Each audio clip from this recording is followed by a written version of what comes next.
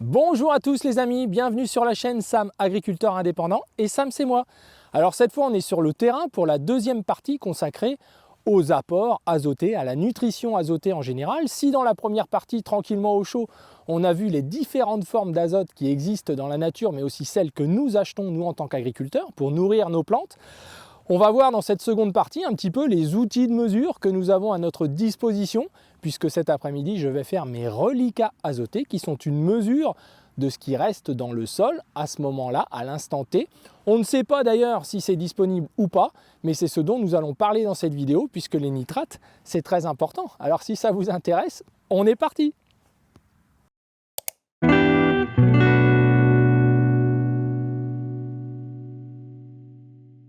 Allez, en route pour cette petite vidéo donc de terrain cet après-midi, où je vais donc effectuer ce que l'on appelle une mesure de reliquat de sortie hiver. Alors c'est un prélèvement de sol qui se fait avec une tarière, donc qui est un outil qui sert à faire des petites carottes de terre à différentes profondeurs.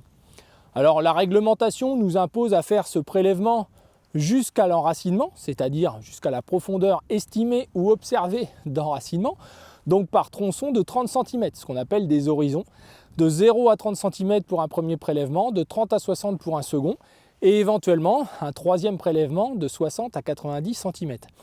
Alors, c'est toute l'hypocrisie du système, c'est qu'il y a certaines chambres d'agriculture qui font beaucoup de zèle auprès des agriculteurs pour leur dire c'est forcément 3 prélèvements. Alors je vous rappelle que ces prélèvements vont s'accumuler au niveau de l'azote qui va être retrouvé à chaque horizon. On va trouver un nombre de kilos d'azote, ammoniacal et nitrique, je ne reviens pas sur les formes, on en a parlé tout à l'heure, qu'il y a de présent dans ces horizons, on additionne ça et l'agriculteur doit le soustraire de ce qu'il a la possibilité d'apporter. Par exemple, on établit qu'une orge comme ça, puisque c'est un escourgeon, peut faire 70 quintaux, 7 tonnes, qu'elle nécessite techniquement tant d'unités d'azote, ce qui nous donne par exemple 200 unités. On déduit ce reliquat, ces 3 mesures que l'on va trouver, et ça nous fait la quantité totale possible à apporter à l'instant donné pour le prévisionnel. Ça, c'est de la théorie. Ce qui est hypocrite et paradoxal et un peu bizarre et pas du tout logique, c'est en fait que ces 90 cm, c'est bien pour l'azote, mais ça n'est pas fait pour des analyses de terre classiques où on mesure le phosphore, la potasse, la magnésie, le calcium et tout le reste. Pourquoi? L'enracinement, il descend pareil. Là, mon orge, elle est à 1,20 m. La profondeur du sol d'enracinement, j'ai déjà mesuré presque 1,80 m ici dans ces parcelles. Moi, je n'ai pas envie de me pénaliser, étant donné que ma façon de travailler les sols n'est pas prise en compte. La façon dont on travaille la terre n'est pas prise en compte dans ce cheminement pour faire son prévisionnel d'apport azoté. Évidemment qu'il y a des grosses différences entre un agriculteur qui a laissé ses sols à nu, comme là-bas, labourés, et un autre agriculteur qui, les mêmes sols, ont eu un couvert végétal, avec un travail du sol réduit, donc on va moins libérer d'azote par le travail du sol. On en a déjà parlé, mais c'est une réalité. Et ça, c'est pas pris en compte. Donc je ne veux pas me pénaliser en prenant un horizon supplémentaire, et j'en ai parfaitement le droit. Donc tous les départements où vous avez des pressions complètement anormales de gens qui ont un peu cette idéologie vis-à-vis du sol sec en azote, il ne faut pas de réserve, il faut 0 de reliquat, sinon c'est pas bien, il y a des fuites, etc.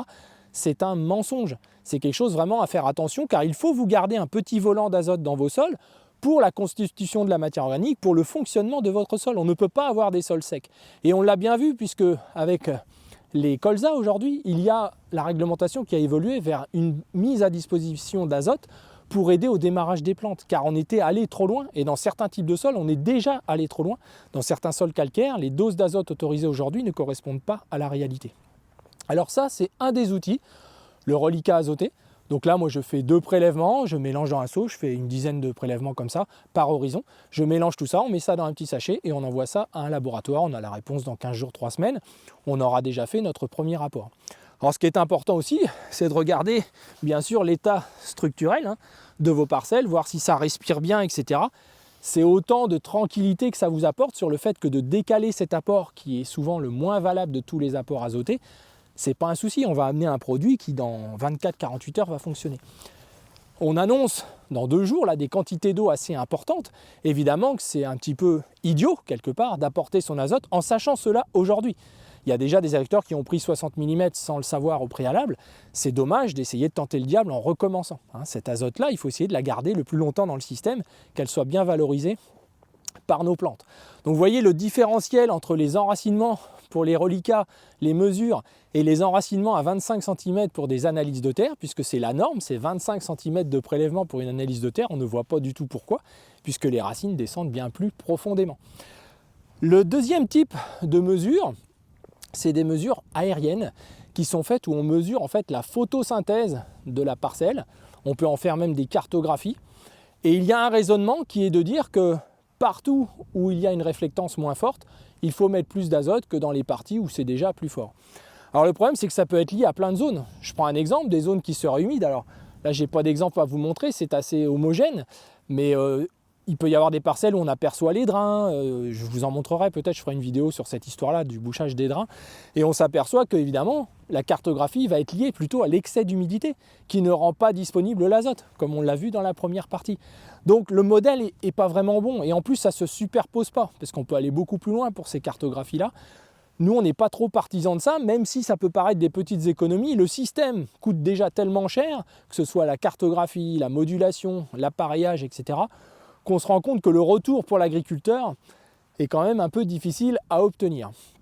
Alors il y a un troisième outil qui est la mesure de la même réflectance, mais soit avec une sorte de poêle à frire, comme pour détecter les bijoux ou l'or sur la terre, hein, sur les plages ou autres. Eh bien, il existe la même chose au-dessus des cultures, qu'on fait ça donc au mois de mai-juin, hein, quand il y a la dernière feuille qui arrive des cultures, ou on peut le faire aussi un peu avant. Et on fait des mesures comme ça de l'état azoté de la parcelle, en fin de compte, hein, de l'état d'azote qu'il y a de disponible dans les plantes. Et on peut en juger s'il y a un complément utile ou pas à faire. On a un autre système avec une pince, qui est le même principe que la poêle à frire, mais c'est un petit peu plus léger à utiliser. On fait plusieurs prélèvements à cette époque-là.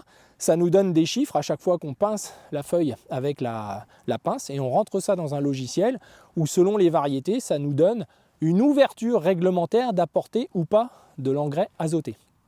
Donc beaucoup d'agriculteurs ne souhaitent d'ailleurs pas apporter les quantités qui sont préconisées, car on est souvent dans des quantités assez élevées. Et je vous le rappelle, hein, l'azote est la plus grosse charge pour les entreprises agricoles au niveau des charges opérationnelles. Donc on va faire la même chose dans une parcelle de couverts végétaux où il y a du maïs qui est prévu derrière, et on fera la même chose derrière le colza, puisque le colza étant bien développé, je veux avoir une information de savoir quelle quantité je peux réduire tout en gardant, je vous le disais, ce petit volant d'autonomie pour mon sol, pour son fonctionnement personnel, on va dire. C'est sa petite caisse de réserve. Et ça, c'est très important. Et on est bien loin de la théorie dans ce cas-là. Alors écoutez, je vous propose d'y aller directement. Je fais mon prélèvement et on se rend dans le colza et dans la parcelle de couvert. Allez, en route. Alors je profite que j'ai une parcelle de couvert végétal juste à côté pour vous la montrer, hein, parce que certains m'ont demandé. Donc en fait, on l'a broyé, bien entendu, comme vous avez pu le voir.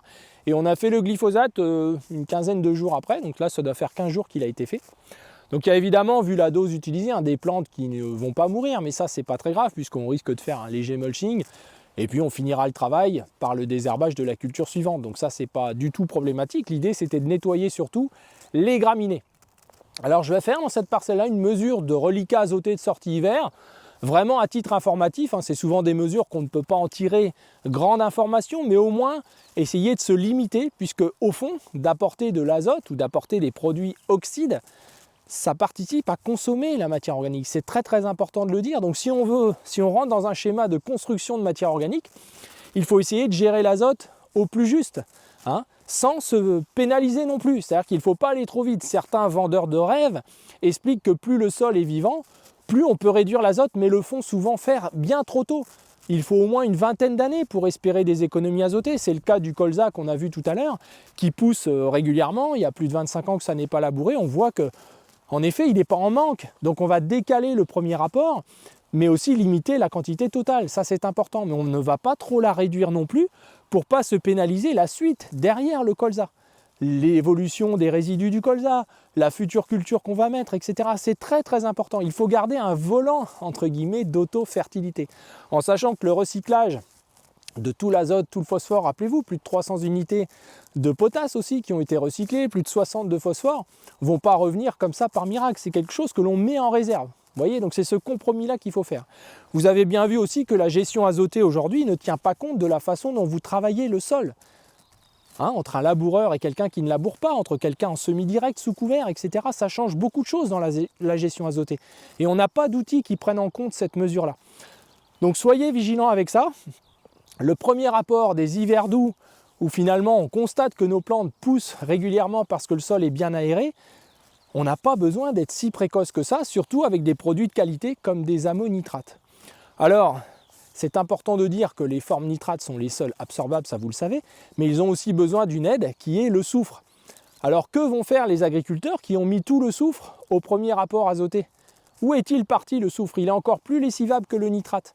C'est une erreur technique, c'est une erreur stratégique, c'est un non-sens qui existe depuis trop longtemps sur le terrain.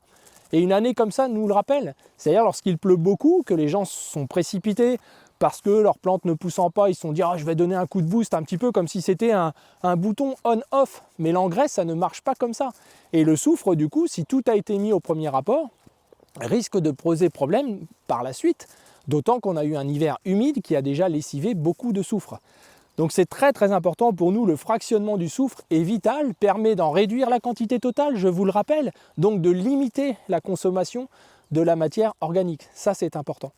Et vous dire que les formes absorbables du soufre sont forcément lessivables. Donc ne vous faites pas avoir, je vous l'ai déjà dit, mais tout ce qui vous est vendu, mais tu verras, ça va se libérer au fur et à mesure du temps, blablabla. Si vous avez un besoin que ce soit dispo tout de suite, ça ne sera pas le cas. Et souvent, ces produits-là ont des effets plutôt pervers sur la vie du sol. Et c'est le cas notamment des adjuvants qui existent pour aider à fixer l'engrais liquide notamment. Oui, sur le papier, ça permet un petit peu de gagner des bons points vis-à-vis des émanations de gaz à effet de serre. L'engrais liquide reste un produit au final merdique, il faut dire les choses. On y met des choses à côté, mais qui parfois sont aussi mauvaises que l'engrais liquide lui-même. Donc il faut trouver un compromis, même si des produits plus soft arrivent aujourd'hui sur le marché, et ça c'est plutôt positif. Mais ça ne change rien sur les limites de l'usage de l'engrais liquide, même si cette année, avec des sols plus réchauffés, on va dire, les transformations ne vont pas être aussi longues que d'habitude, et ça, c'est positif. Alors vous vous rappelez, ce couvert a recyclé plus de 250 unités d'azote, plus de 300 unités de potasse, plus de 60 unités de phosphore, 10 tonnes de matière sèche. Alors évidemment, on veut quand même avoir une idée avec le peu d'outils que nous avons pour voir quel est le petit potentiel de reliquat azoté. En sachant que pour être franc, on ne sait pas si c'est disponible pour les plantes, si c'est quelque chose qui est une réserve intrinsèque du sol. Contrairement à une certaine idéologie qui voudrait qu'on ait tout le temps des reliquats quasi égales à zéro, on peut constater tout et son contraire. Quand on a un peu de recul, on a souvent eu, nous, des reliquats très très faibles, puisque les sols vivant tout l'hiver, ils recyclent, ils ont besoin de cet azote qui vont nous libérer au fur et à mesure de l'avancée mars, avril, mai, pour justement nous donner plus d'azote en fin de cycle, puisqu'on retrouve le circuit classique de la matière organique, avec une minéralisation et humification automnale et une minéralisation de l'humus au printemps. Mais pour ça, il faut avoir de l'humus. Donc il y a beaucoup de contradictions dans la gestion azotée et la réalité des outils que nous avons à disposition, puisque c'est souvent extrêmement théorique et ça ne correspond pas aux réalités des agriculteurs et encore moins aux réalités qui sont liées, par exemple, au non-labour, au travail du sol, à tout ce qui va chercher à remettre le sol en route. Ça n'est pas pris en compte dans cette gestion azotée. Et on l'a vu, si on veut remonter d'un point la matière organique, il va nous falloir trouver de l'azote dans notre circuit en étant le plus économe possible, en mettant à unité égale des produits de meilleure qualité. On l'a vu dans la première partie. Donc voilà, donc je vais faire mes prélèvements dans cette parcelle de couvert et on finira par une parcelle de colza où on fera un petit point puisque beaucoup d'entre vous se sont lancés dans les apports azotés parce que notamment les colzas étaient tout rouges, etc., ou en mauvaise condition de pousse et la volonté c'était de les booster, mais ça ne marche pas forcément comme ça. Donc on conclura la vidéo dans cette petite parcelle de colza. Alors nous voilà arrivés dans cette parcelle de colza où on va clôturer cette vidéo. Donc comme vous le voyez, on est le 20 février. Ces colzas n'ont pas reçu encore l'azote, mais nous avons, comme beaucoup d'entre vous, je le sais, des structures dynamiques, performantes, qui permettent une bonne alimentation du colza. On ne sait pas d'ailleurs où ils trouvent cet azote disponible, c'est le fameux recyclage, c'est les gros volumes de paille qui ont été minéralisés à l'automne et pour une partie humifiée, et puis au printemps, ce sera cet humus qu'on construit année après année, qui va être à nouveau minéralisé comme l'était l'humus de nos grands-parents lorsqu'ils ont démarré à mettre des engrais azotés, phosphatés et potassiques qui ont contribué à brûler ce stock de matière organique pour nous libérer plein d'azote, puisque l'azote est un constitutif de notre production de la matière organique. Alors évidemment, on y est attaché parce que tout le monde sait, même l'agriculteur de base, que lorsqu'il met un certain niveau d'engrais, il ne se pénalise pas en rendement, jusqu'à un moment donné à basculer du côté obscur, n'est-ce pas? Mais malgré tout, on se donne beaucoup de mal avec un tas d'outils très superficiels qui ne correspondent pas à beaucoup de réalités terrain, qui pourraient être très vite contredits, qui ont beaucoup d'incohérences. Et en même temps, avec tous ces outils qu'on n'avait pas il y a encore 30 ans, on a encore des apports qui sont faits un petit peu n'importe comment, parfois avec des quantités très élevées. Il y a des gens qui 15 jours, 3 semaines après repassent des niveaux d'apport au-dessus de 80 unités pour le sol. C'est souvent très dommageable, très très dommageable. Et plus le produit est rapide d'action, c'est-à-dire notamment les liquides, plus cet impact sur les structures est très très important. Alors regardez vos structures de colza par exemple, les amis, qui sont souvent les plus belles que vous pouvez avoir en ce moment. Et regardez sous les feuilles, là où le trifilet n'est pas passé, l'impact par rapport à côté où le trifilet de votre azote liquide ou votre 5 filets, votre 7 filets, ce serait mieux d'ailleurs, est passé, et vous allez voir l'impact déstructurant de l'engrais. Eh bien c'est la même chose avec un granulé, avec les impacts qu'il va avoir sur le pH, sur la déstructuration du complexe argilo-humique.